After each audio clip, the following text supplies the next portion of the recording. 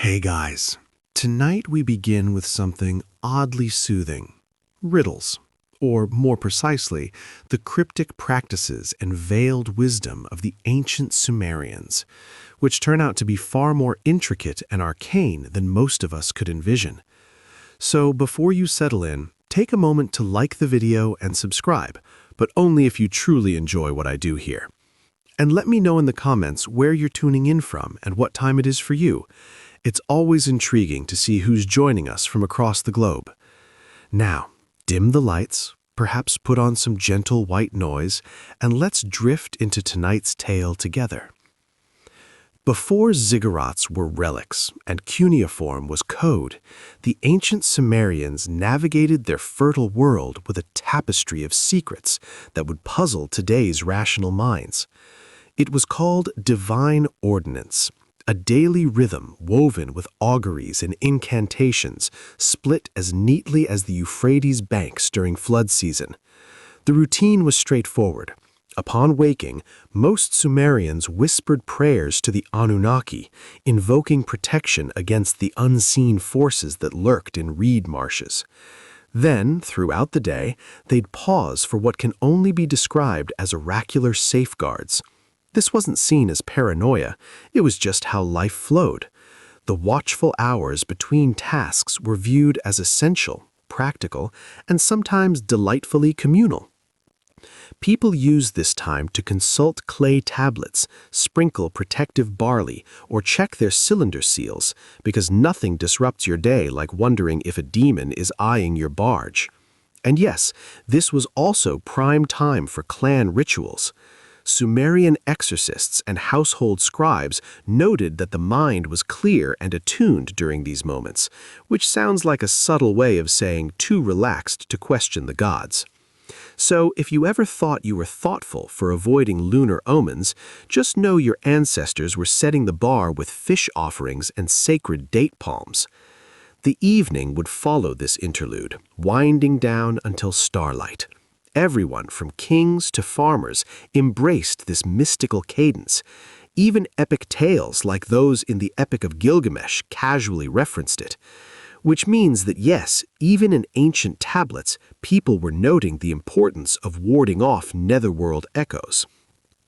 Curiously, modern anthropology suggests these riddles might align with natural human instincts for pattern seeking.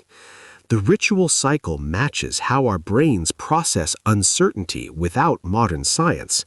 So the next time you touch clay at midnight, don't fret, just murmur, "Ah yes, the ward has begun," and go polish a symbolic wedge.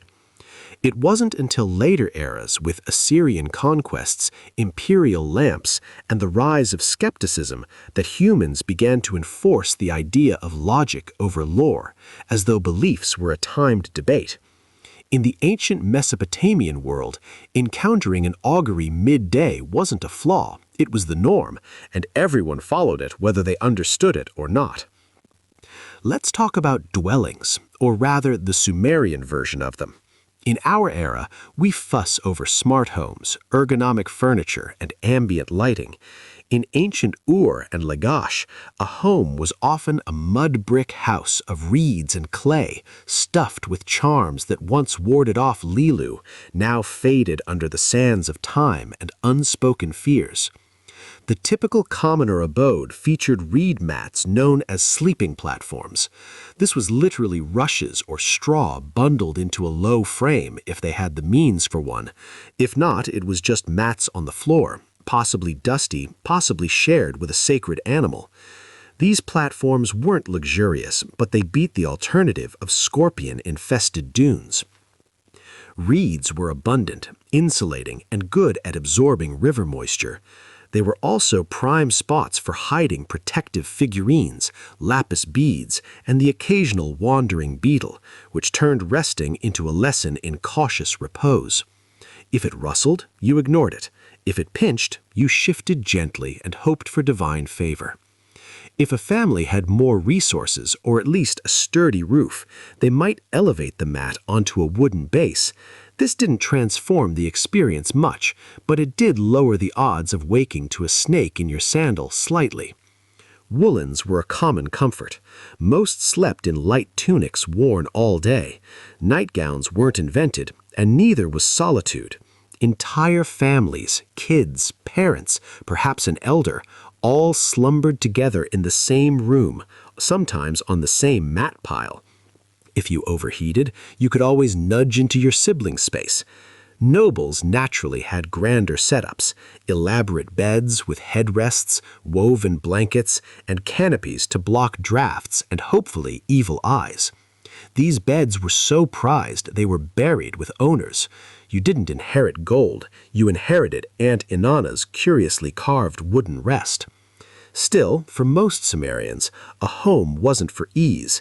It was a fortress against the underworld, to evade floods, and maybe, just maybe, to envision being exalted enough to sleep without whispering wards against the god of plagues. When we say lucky charm today, we think of a cereal or a rabbit's foot keychain, maybe something whimsical with a grin and a questionable backstory.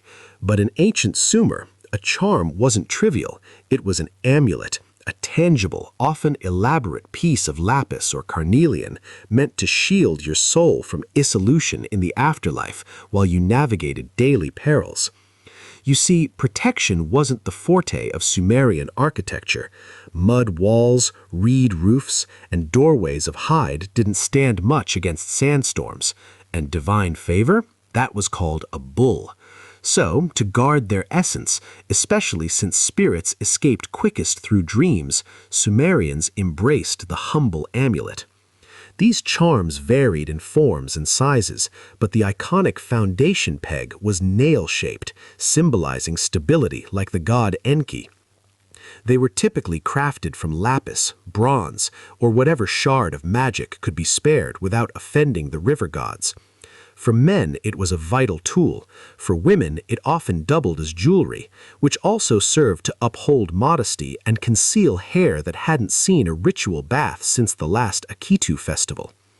But beyond safeguarding, amulets carried cultural heft.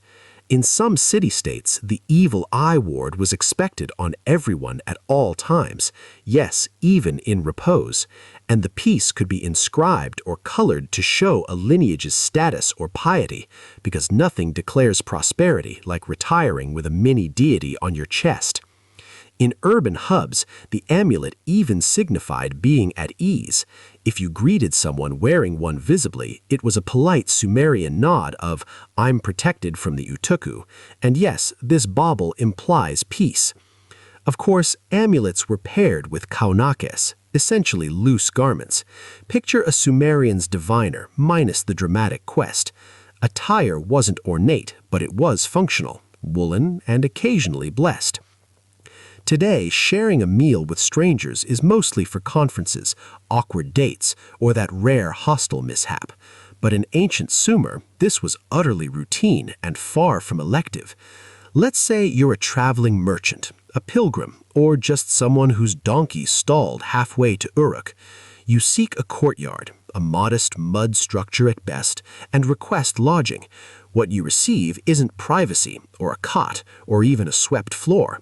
What you get is a spot on a mat, already occupied. Sumerian compounds functioned like communal havens rather than solitary retreats. Seclusion wasn't anticipated. If the mat had room, you shared it, often with utter unknowns who might whisper dreams, invoke gods, or harbor mysterious seals. This wasn't impolite. It was resourceful. Mats could accommodate 2, 3, even 4 wayfarers, based on size and tolerance. In larger cities, you might land in a temple-like space with rows of mats and 0 boundaries. Invocation contests went unspoken. Elbow claims were subtly negotiated. Sometimes genders separated, but not invariably. Some compounds grouped by trade, scribes with scribes, priests with priests, merchants with fellow hagglers, allegedly. But frequently it was first arrived, first sprawled. And while this might horrify modern isolationists, then it trumped sleeping under stars with lions, floods, or occasional nomad raids. Concerned about theft? Many travelers slept with pouches tied to belts or hidden in folds. Others rested atop bundles, making luggage both cushion and sentinel. If someone shifted your sack, it often meant awakening lighter. The elite, of course, avoided this. Kings journeyed with attendants and camped luxuriously, or demanded sole spaces if the host valued their favor. In the Sumerian realm, retiring wasn't merely drawing a reed and fading, it was a divine endeavor, a nightly wager where the prize was your eternal gidim. People didn't just rest, they readied for potential judgment. Hence the ubiquity of evening invocations. Forget aromatherapy or soothing apps. Sumerian sleepers unwound with offerings, chants, and soul-purifying hymns, just in case they crossed to Kur between dusk and dawn. The notion was plain. You could depart at any instant from ailment, curse, deities, or most perilously being past 30 in the Bronze Age. So you'd better intone your rites, not for solace, but because the underworld was daunting and you didn't want to arrive unprepared, unanointed, and spiritually unkempt. One prevalent verse, "If I should pass before dawn, I beseech Anu my soul to claim." Charming, yes? Except it's essentially a child's plea acknowledging demise as a likely nocturnal event. Many adults possessed a repertoire of chants for varied threats, one for guilt, one for suspecting the Galu in the shadows, one for plague aversion, which sadly proved ineffective. Some even beseeched specific deities famed for guarding dreamers, like celestial wardens at the soul's gate. The truly pious Lugal, En, and anxious nobles concluded days with Vespers, the final rite before silence. After Vespers, they observed quietude, which wasn't challenging as all were fatigued, undernourished, and mildly wary of night. Children, too, were urged to chant, partly for their essence, partly to occupy them beyond querying why the goat was on their mat again. Parents noted that gods watched, which seems endearing until realizing it's less protector and more divine oversight. In essence, pre-sleep rites were less about tranquility and more about 11th-hour safeguarding. View it as ancient warding spells. You trusted they functioned, even if the mechanics eluded you. In contemporary times, visions are often brushed off as subconscious gibberish, anxiety, excess beer, or your mind sorting chaos in obscurity. But in ancient Sumer, dreams were regarded gravely, as in cosmic implications grave. Dreams weren't mere dreams. They were deemed missives from gods, ancestors, the netherworld, your Temur, or possibly that odd ziggurat you touched last equinox. Some were prophetic revelations, others infernal lures. Regardless, you were expected to heed and perhaps record or confess or purify for days to be secure. Priests, scribes, and self-styled seers devoted surprising time to deciphering dreams. Whole tablets were devoted to interpretations. Dreamed of fire might be chaos, water, renewal, or inundation. Dreamed of a lion-headed harp player? Summon a temple expert promptly and perhaps relocate. Sumerians held that what transpired in dreams counted because your soul roamed while you slumbered. This implied dream deeds could expose concealed transgressions or spiritual flaws. That awkward dream about pilfering barley, perhaps your inner self admitting worldly greed or just famine. But confess anyway to err safe. Temple folk often noted dreams and shared with superiors. Some were lauded for sacred visions in sleep. Others advised to avoid dates pre-bed. Naturally, dreams weren't solely mystical enigmas. They fueled narratives, too. Sumerian lore brims with dream sequences where heroes meet deities, demons, or allegorical beasts reciting wisdom. Dreams were essentially the cuneiform epic, but with more symbolism and fewer resolutions. The temples, predictably, were cautious. Not all dreams were holy, and some were thought sown by chaos gods to corrupt the pure. If you envisioned something impure, it meant your essence was besieged, or you dozed too near incense fumes again. In today's world, some let pets in bed. It's snug, if sometimes odorous. In ancient Sumer, sharing with animals wasn't quirky, it was a spiritual tactic. Let's begin with fundamentals. Sumerian homes weren't comfort-built. Mud bricks, no seals, drafts fierce as desert winds. Sacred warmth? That was the family goat.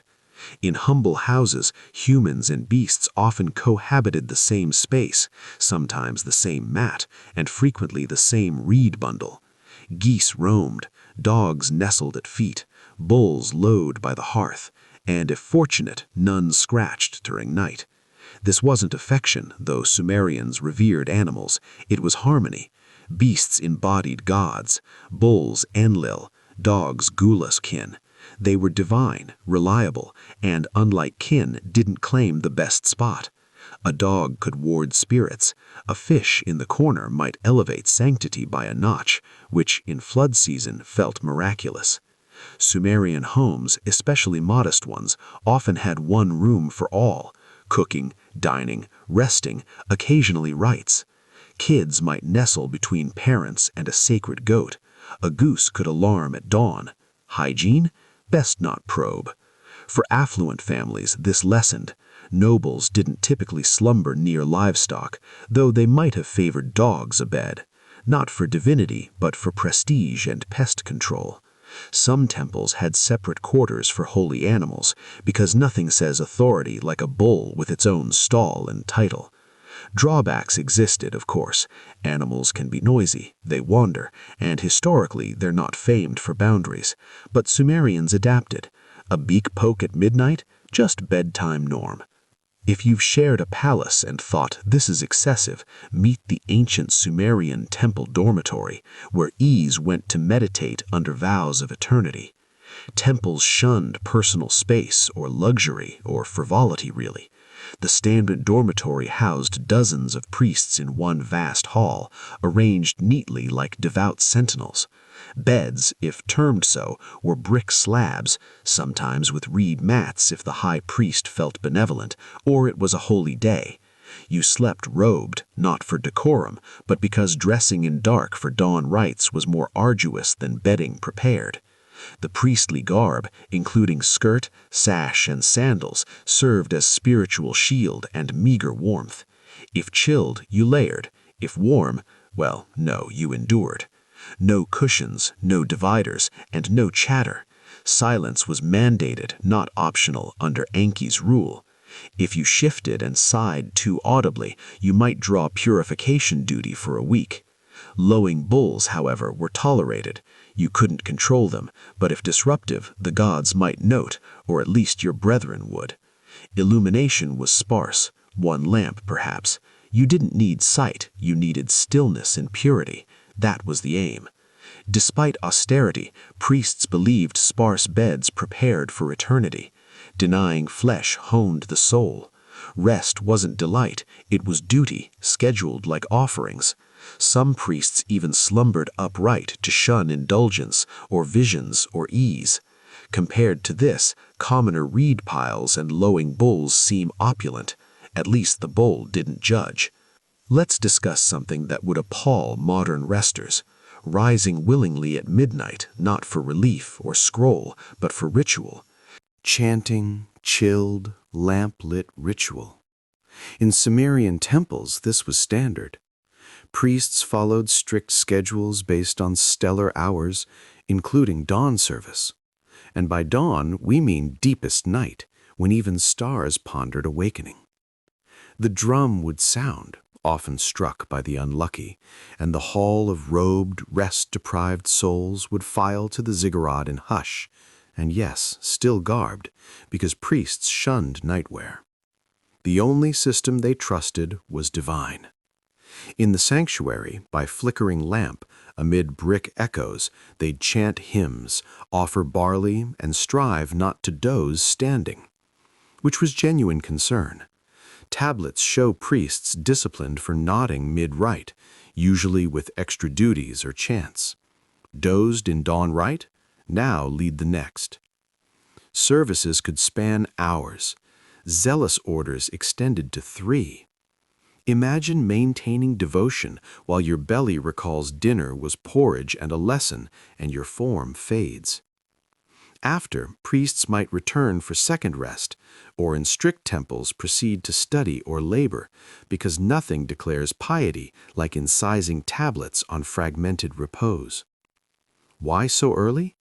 To dedicate night's purest part to gods, undisturbed by daylight's lures, heat, or cycles.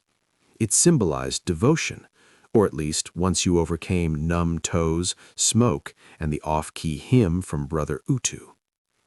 In our time, resting solo is often luxury, signifying independence, peace, or blanket control. In ancient Sumer, solo slumber was dubious, impractical, or outright hazardous. Let's start with basics. Warmth. Homes, as noted, weren't toasty.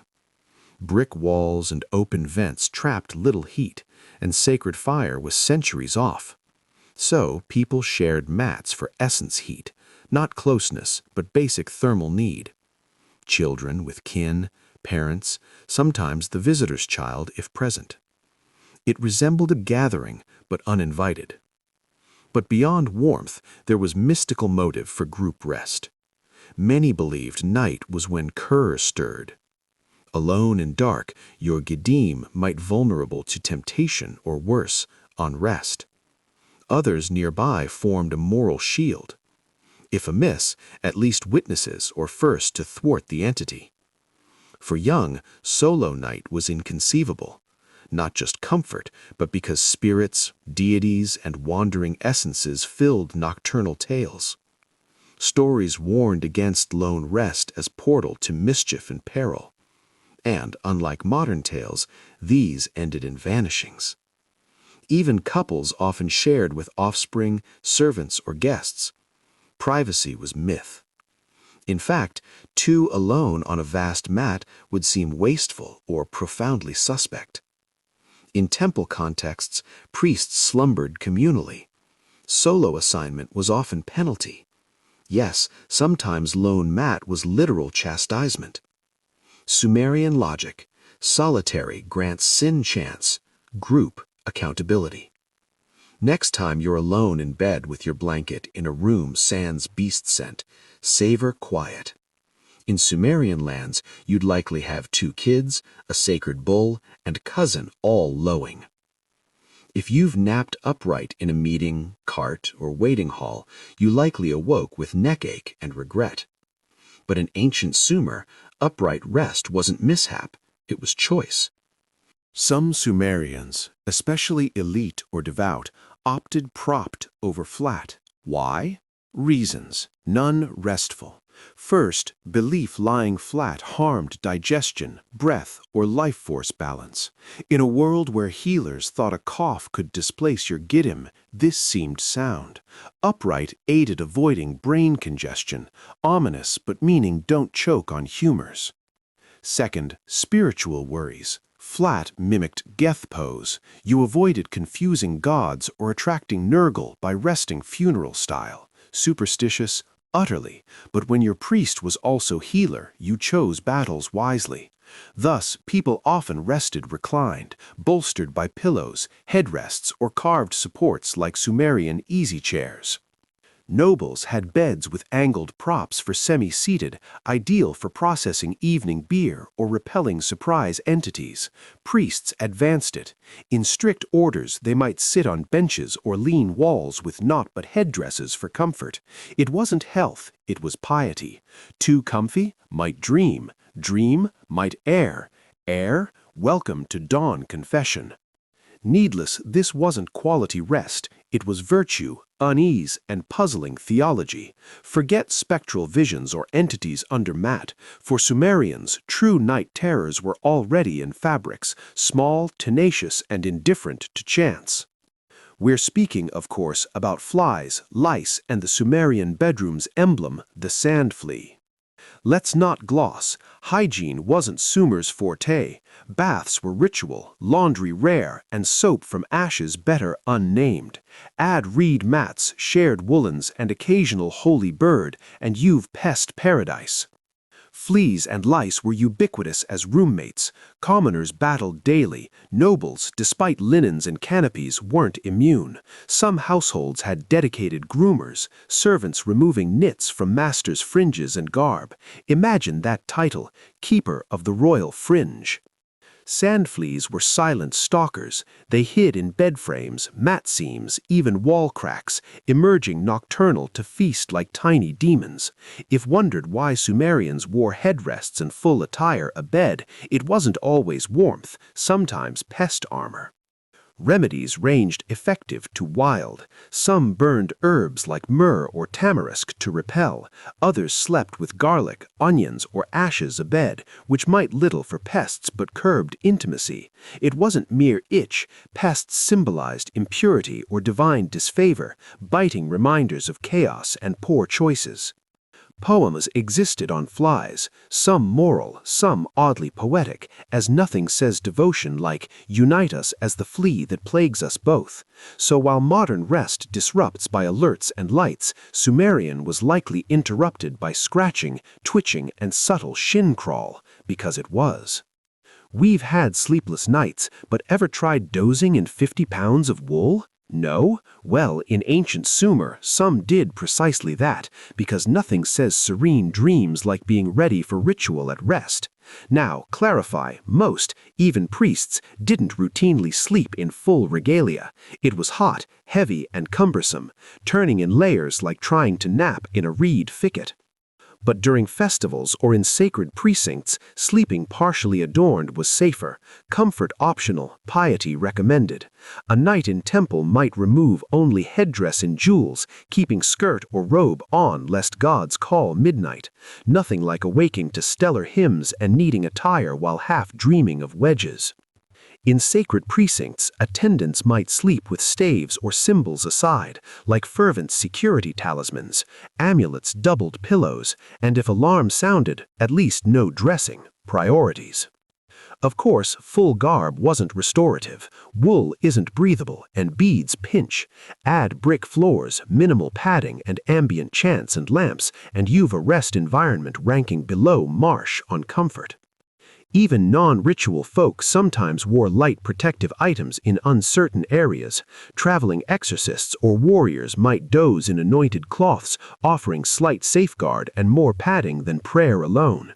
And garb wasn't subtle. Shift wrong, you might rustle so loud all awoke, assuming the deluge arrived. In a time when nightly entities, pest swarms, and bulls abed weren't odd, you might think somnambulism was mere quirk, but no, it was dramatic. In Sumer, if you wandered asleep, people didn't attribute to fatigue or moon. They assumed possession, curse, or unfinished rite with the pantheon.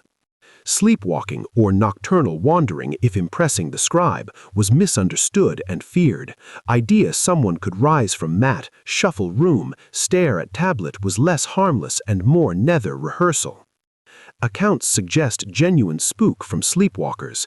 Imagine figure in skirt, lamp in hand, eyes vacant, muttering wedges unknown, while stepping over beasts. You'd think apparition or heretic, or both, and per local priest, exorcism might schedule pre-dawn. Some believed caused by imbalanced life force, especially excess bile, Sumerian catch-all for inexplicables. Others thought Giddim temporarily freed, leaving body to amble like unattended goat. To prevent, they tried herbs to chants, hanging charms, or rural, tying leg to post. Extreme? Consider homes had open hearths, blades everywhere, and pots waiting overturn. In a curious note, rumors of ziggurat climbing asleep, whether exaggerated, fear of leaping dreamers led to latticed doors and debates if one could sin unconscious. Thankfully, most just paced, muttered, or tried imaginary gates, but if sleepwalked to temple, locals might see divine sign or call cleansing to cover bases. If Sumerian life taught anything, it was resting through tumult, temple drums, storms, bleating beasts, occasional battle. For the river-shrouded weary, these were ambient, Sumerian white noise. Start with drums. Temple signals marked sacred moments, dawn, rites, meals, and midnight vigils at 2 or 3 a.m. If near temple, dreams soundtracked by beats. Brain adapted, drums became a lullaby for overscheduled soul. Not just drums, storms frequent, terrifying, no forecasts or sealed doors, every thunder like world end. Roofs leaked, lattices rattled, winds howled like lions. Still, people rested. They must. Labor didn't pause for wakefulness, nor did farming, chanting, or evading rivals. Speaking which, invasions and catastrophes weren't always rest breakers. In eras, people slumbered through famine, war, and even floods. When barges rolled morn, it was grim alarm over panic. And if not awake, some saw mercy. Tablets show resting through quakes, fires, and mobs. Deprivation common, bodies adjusted. If you toiled dawn to dusk, ate barely, spent days dodging sands, taxes, divine wrath, you'd crash hard. Then some used rest as escape, faced illness, loss, or world end, forecast often. Some curled under cloak, murmured right, and napped. Strange wisdom there. In the shadows of 2100 BC, the city of was wrapped in more than just dust. It was enveloped in grandeur, routine, and a subtle unease that seeped into the ziggurats and bustling markets. The people of were Sumerians, industrious, devout, and deeply tied to their alluvial soil. They believed they were thriving in a divine cradle watched by gods and favored by trade. Life was vibrant. The city had rebounded from earlier floods. Markets thrived with lapis, copper, and barley. Warriors trained in the fields. Temples to Nana and Inanna stood proud. Add to this the arid Mesopotamian season, and something was bound to erupt. That eruption came from the Amorites, long thought nomadic. Minor raids had shaken the borders for years, but locals dismissed them as normal. Rivers lowered, animals grew restless, but daily life continued. Scribes incised clay, merchants haggled, children played in courtyards. On a fateful day around 2004 BC, the fall roared to life. A massive invasion under the Third Dynasty's decline. For the Sumerians, it was the beginning of the end. Sieges rained down, blanketing walls and choking air. Some fled immediately, grabbing valuables and heading to the marshes. Others sheltered in temples, hoping it would pass. By the Lamentation era, the city was buried under rubble. Conquest would soon seal their fate. Was a majestic city of tens of thousands, a mix of kings, priests, and artisans. What was about to happen would preserve their legacy in ruins, a snapshot of Sumerian splendor frozen forever. What began as rumbles in the tribes would soon become screams in the dark, and a legacy of enigma that still captivates the world. Once the invasion awoke, its fury spread like wildfire, silent at first, then devastating everything. The initial phase was border clashes, light skirmishes for months. Gates groaned under assault. People huddled in homes, covering mouths with cloths. They lit lamps against the unnatural chaos, praying to city gods. The first victims were those on the walls, trampled in panic or slain by arrows. But soon the horror escalated. At the sack of the Elamite-Amorite surge hit, razing everything in days. Temperatures of despair reached boiling point. Bodies littered, spirits broke in the breach. And that's our journey through the cryptic world of the ancient Sumerians tonight. If this whispered tale of riddles and forgotten history resonated with you, hit that like button, subscribe for more, and drop your thoughts below. Until next time, may your nights be warded and your dreams prophetic. Good night.